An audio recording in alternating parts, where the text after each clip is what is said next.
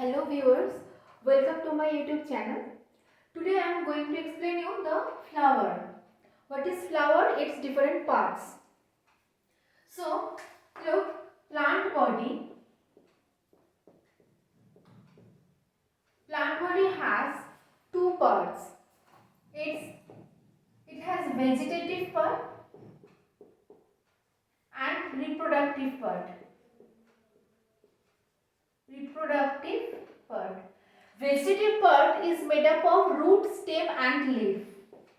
Root, stem and leaf. And reproductive part is made up of, it is comprises with flower. So flower is responsible for reproduction. Now flower contains both of the sexes, male as well as female. It contains male gametes and female gametes. That's why flower is responsible for the sexual reproduction of the plant. But as we know that the male gamete and female gamete both fuse together to form zygote, that the incident only happen in the sexual reproduction. So sexual reproductive part is flower. Sexual reproductive part. Flower is the sexual reproductive part. Now come to its parts. Primarily it has four parts. Mainly it has four parts. It's called as a whole. Holes. It has four holes. What are they? Number 1, calyx. Number 2, corolla. 3, androecium. Androecium is the male part. It is the male part of the flower, and the fourth one is gynoecium. It is the female part. It is the female part of the flower. So these are the main four holes a flower contains. Now come in detail.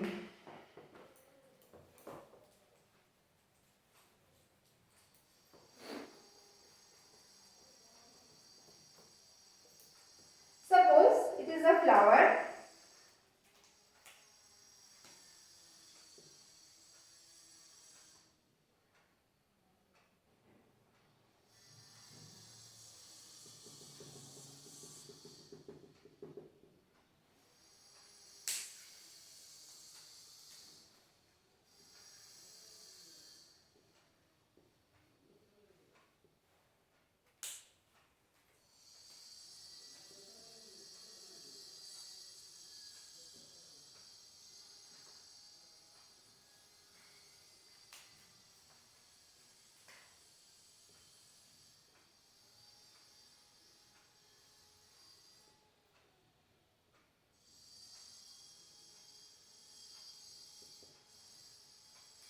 Okay, so these are the four holes. Look, this is calyx. I should write here. Calyx. These are corolla. These are androeciums. And this is gynoecium. First, before the calyx, this is a stalk. This is called the stalk or pedicel. Okay, that hold the other holes of the flower. So this is a pedicel, or we can say stalk.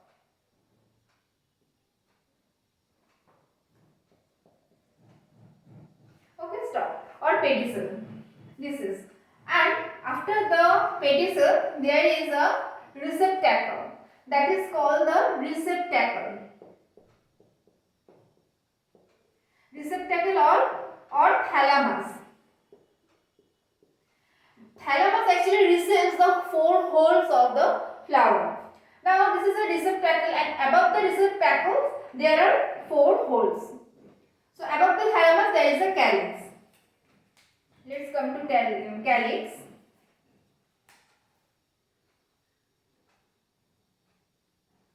They are green. Why they are green? Because they contain chlorophyll. That's why they are green. So this is the calyx. If we open the calyx, then we can find it just like this. So this is the peak. The individual part of the calyx is called sepal. Okay, so the unit of calyx is sepals. Sepals, if we make it plural, sepals, then it form the calyx. So sepals together form the calyx. Okay, sepals together form the calyx. Now, if the sepals are jointed term in biology we say that gamo. And free, if the petals are free, then we call it as a poly. Okay, so gamo means jointed and poly means free.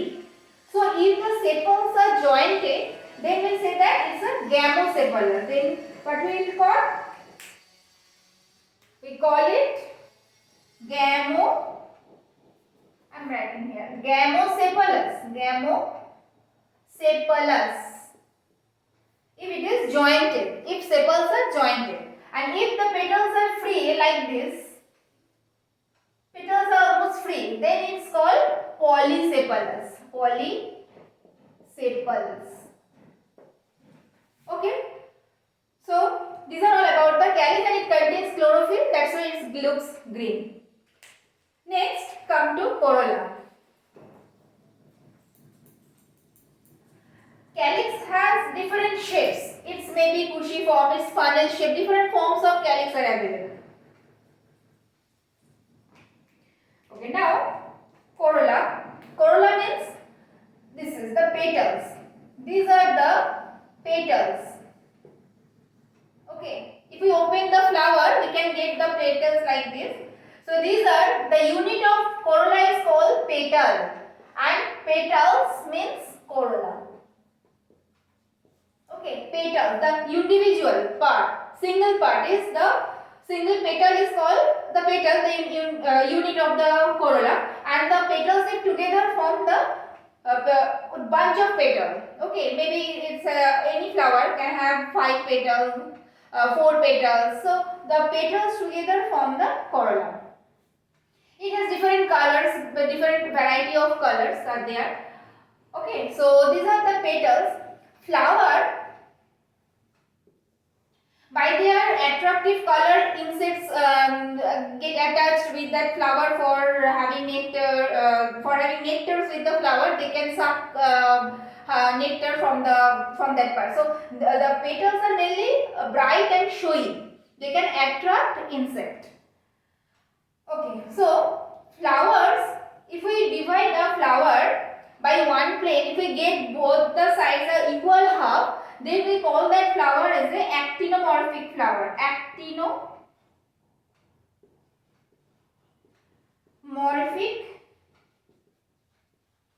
flower. Actinomorphic flowers are the flower. But if we divide a flower, that is a bisymmetrical. Okay. Sorry, it's not bisymmetrical. It's a radially symmetrical. Because if we, sorry, I have done a mistake.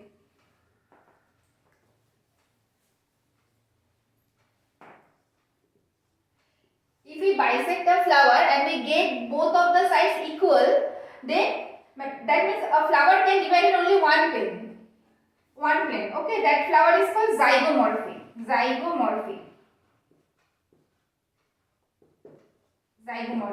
Zygomorphic flowers are the flowers. If we divide a flower by one plane, we can get equal halves in both of the sides. That kind of flower is called zygomorphic flower. And actinomorphic flowers are the flowers. If we divide that flower in any plane, we can get both the sides equal. That flower is called the actinomorphic flower. Actinomorphic flower. Okay, this is actinomorphic flower. It's called radially symmetrical. Okay, now come to the male part, that is androecium.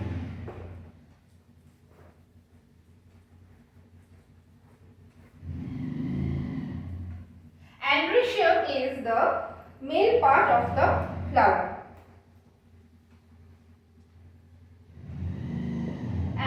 Androecium. It is the male part.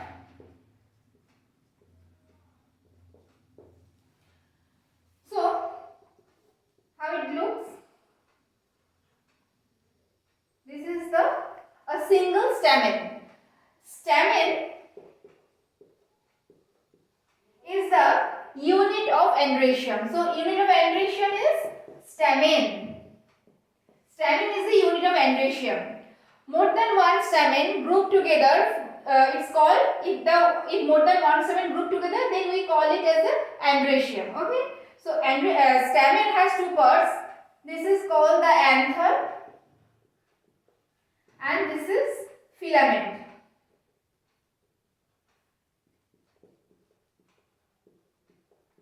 Anther and filament. Pollen grains are produced within the anther. When the anther get mature, it bursts and disperse the pollen grains outside. Okay, and the attachment of the anther and filament is called the connective.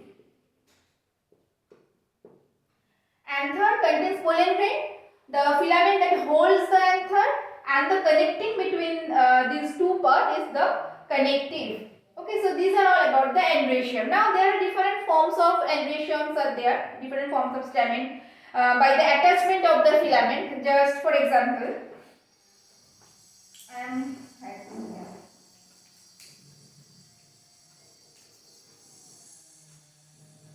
if the filament is attached from the base of the anther, it's called basifixed. Basifixed. Okay.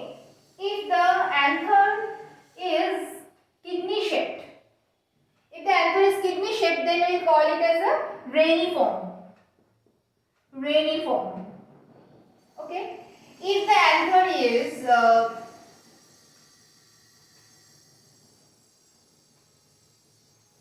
attached if the filament is attached at the side of the anther, then we call it as a adnate. Adnate. If the filament is attached like that, and the anther is actually long, and the filament is attached at the center of that long type anther, that kind of anther is called versatile. Versatile. That versatile type of anther actually can rotate 360 degree. This can rotate 360 degree. Okay. They by the rotation they spread their pollen grains outside. So these are the versatile. So there are so many types of forms of androecium are there, and also androecium can attach with each other and may attach with the any floral parts. That is called the cohesion and adhesion. Whenever anthers are fused together, okay, androecium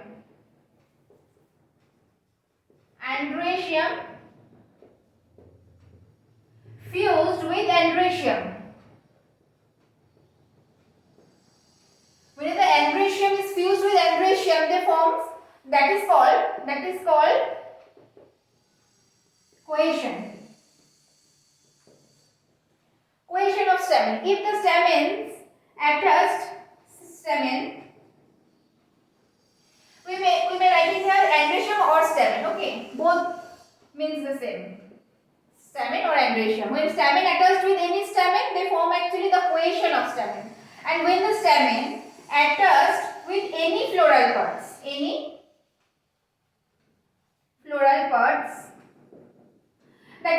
that may be petals. Whenever the anthers stamen attached with petals, that is petal is a one type of floral part. So here is an example comes under this category. The stamen when attached with or joined with any floral parts, it's called adhesion. I have separate video on particularly on this cohesion and adhesion of stamen. You go through that video, you will be clear about that concept. Okay. So I am not clarifying that this matter here. Okay. Now, so these are all about the androecium. Now come to gynoecium, the female part of the flower.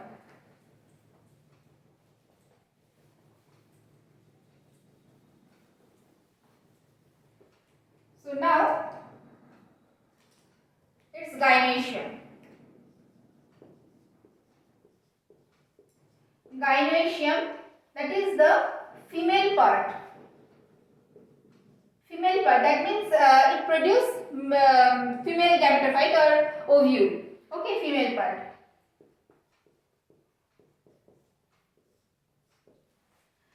Gynoecium is also called pistil. It's also called pistil. How it looks?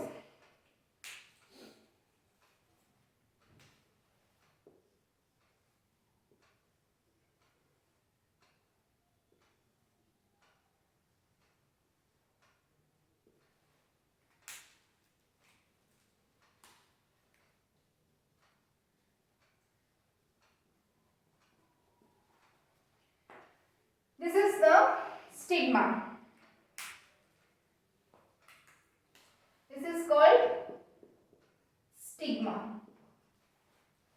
This is style and ovary.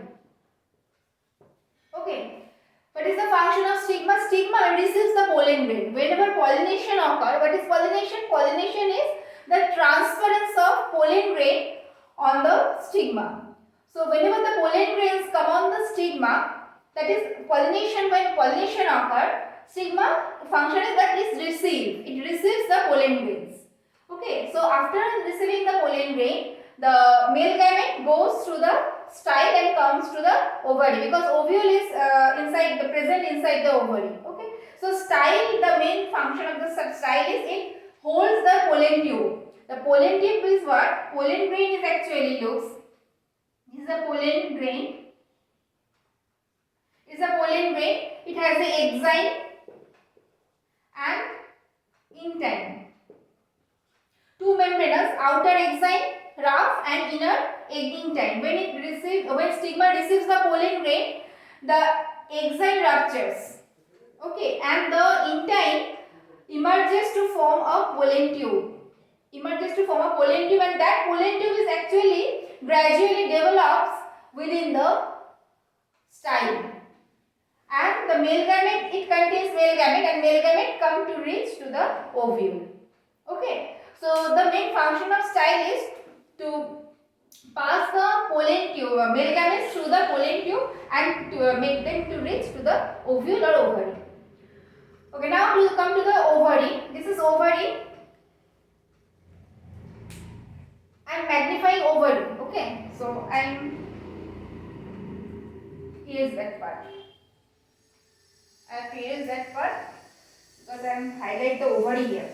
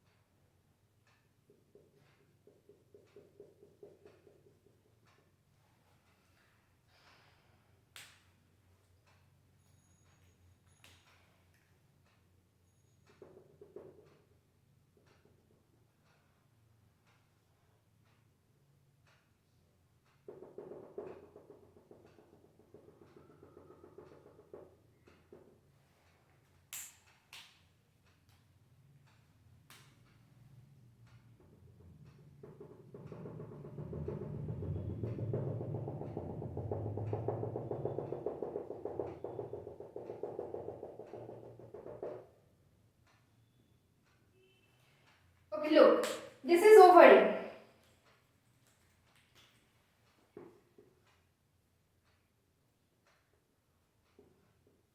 Sorry. This is ovary.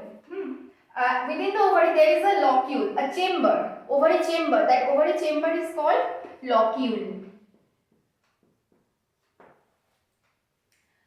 And the ovule actually attached with a tissue here. That tissue layer is called placenta. The tissue layer is called placenta. And the stalk of the ovule is called, this stalk is called the funiculus. Funiculus, and the connection of this chamber and the stalk, that connection is called hilum. Hilum, okay?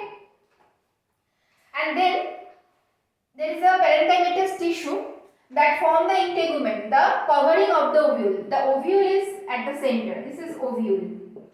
Okay, this is ovule. This is growing embryo.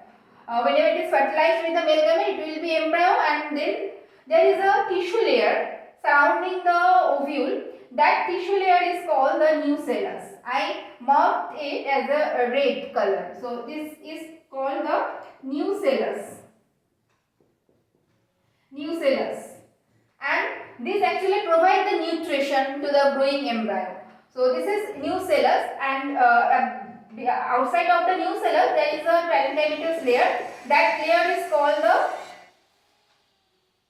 chalaza. That part is called chalaza.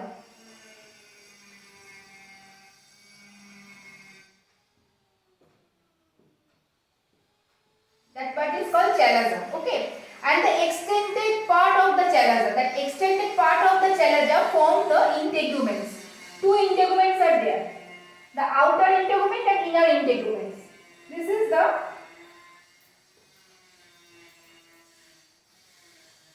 is outer integument, outer, and this is inner. Both of these are integument.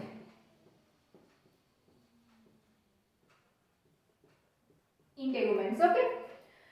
So this is ovary. At the center of the ovary there is a ovule, and the chamber is called the locule. The ovule attached with the ovary chamber by the tissue named placenta. Placenta, above the placenta there is a stalk. That stalk is called funiculus, and above the funiculus there is a hilum. And from the hilum there is a parenchymatous growth, profuse tissue growth that form the chalaza. And that chalaza, cell of the chalaza, that chalaza portion have extended part, they form the integument, that is the covering of the ovule.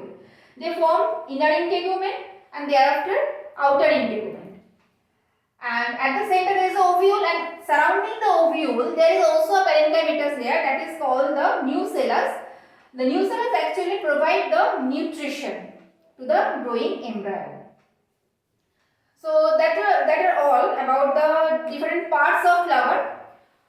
I have explained from calyx, okay, pedicel, stalk, then calyx, then corolla, androecium and gynoecium. Okay, now two more things I have to explain.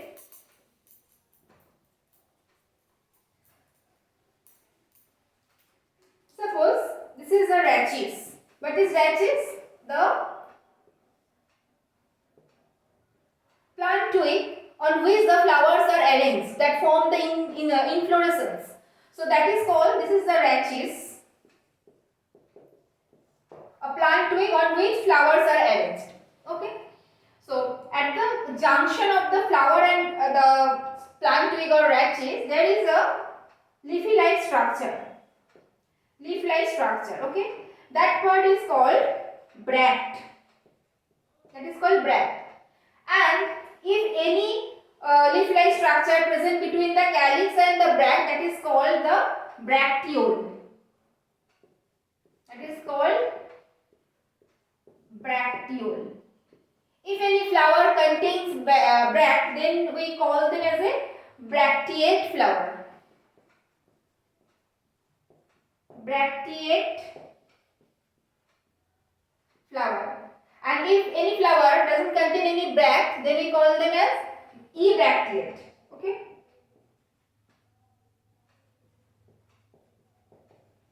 Ebracteate. Bracteate flower and ebracteate flower. And sometimes calyx has extra outgrowth. Suppose this is a calyx and outside of the calyx there is another calyx that is called the apicalyx. We can find apicalyx at the hibiscus. This is apicalyx. Api means outside, epidermis, epiblema, epicardium. So api that means outside of the calyx, that is apicalyx. Apicalyx. Okay, so these are all about the flower. Now come to the floral formula. What is floral formula? Floral formula is the formula that represents a flower. What kind of flower it is, how their positions are there, different parts of flower, there are different parts, so how the parts are organized within a flower. That is represented by a formula that is called floral formula. Okay, let's see how you have to write the floral formula. So first, come from the bract. Okay, this is called the mother axis, the axis on which the flower is oriented. That is the mother axis. So first, if the flower is bracteate, then we write that Br, and if there is no bract, then we write it here Ebr. Okay, it depends on the type of flower. Bracteate, then BRL. BRL, that means bracteal. If bracteal is present, then we write it here BRL. Then there is a apicalyx, EPK. In short, we can write it as a EPK. Next, there is a calyx.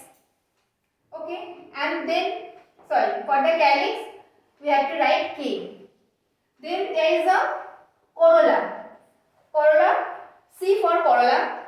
Then androecium and then gynoecium. Now, look for the calyx and corolla. Calyx, I have already told you that if the calyx, the sepals, if the sepals are jointed, then we call them as a gamosepalous. So, if the sepals are jointed, then we write it here. Suppose there is a 5 sepals. If they are gamo, then we represent that flower like that. Okay, if the sepals are not jointed, that means if they are polysepalous, then we use the bracket. Okay, just we have to write 5 here. If the sepals are jointed, then we put bracket over the 5. Next, there is a corolla. If there are 4 petals, okay, or 5 petals, how many numbers of petals are there? Then we write the number accordingly. So if I am writing here 5, suppose I think that there is a 5 number of petals. So if the petals are jointed, then I put bracket here. If they are polysepalous, then I didn't put bracket here. Okay. So that actually depends on the type of flower. So if it is gamo, you have to put bracket. Next, there is androecium. Some flowers contain much more androecium, profuse quantity of androecium. Then we have to write here infinitive. And if there is a 2 androecium or 4 androecium, then we have to write the number. And among the 4, there are 2 small, 2 large. Then we have to represent them as a 2 plus 2. Okay, 2 plus 2. Here, one thing I have to explain. Look, in a flower, if the androecium, 2 androeciums, 2 stamens are short and 2 stamens are long. Okay, that kind of flower, they are called the didynamous flower. Didynamous flower. Or Didynamous, that means 2 stamens are out of the 4 stamen. Suppose that flower contains 4 stamen. Out of the 4, 2 are small, 2 are long. That kind of arrangement is called didynamous. Next, if there is a 2 small and 4 long. If any flower contains 6 stamens, so out of the 6, 2 are small and 4 are long. That kind of stamen is called tetradynamous.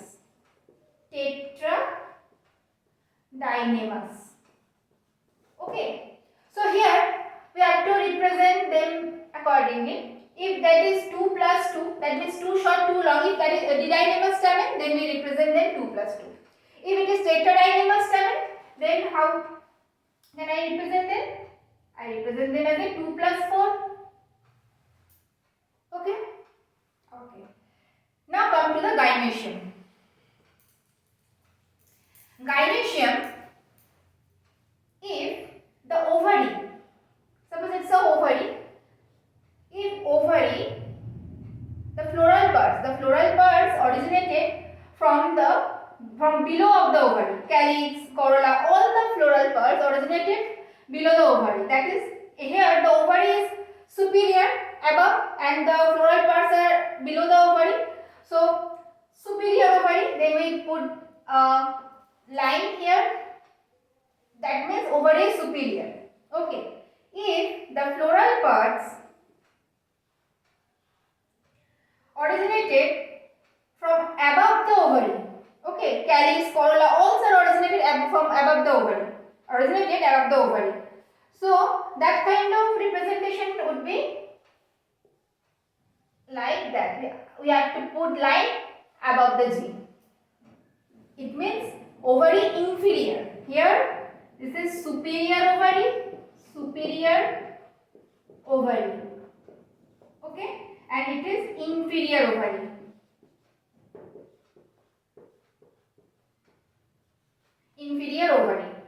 Okay. Okay, and another more thing is there. That is, if the floral parts originated by lateral arrangement, floral parts, calyx, corolla, all are originated from the lateral side of the ovary. Then we represent the ovary as a putting line at the side of the G. G represents gynoecium ovary. Okay. So here by this sign and symbols we can represent a flower. So that is called the floral formula. It is called floral formula. Okay. So these are all about the flower. If my video make you understand, definitely share my channel, subscribe my channel. Thank you for watching.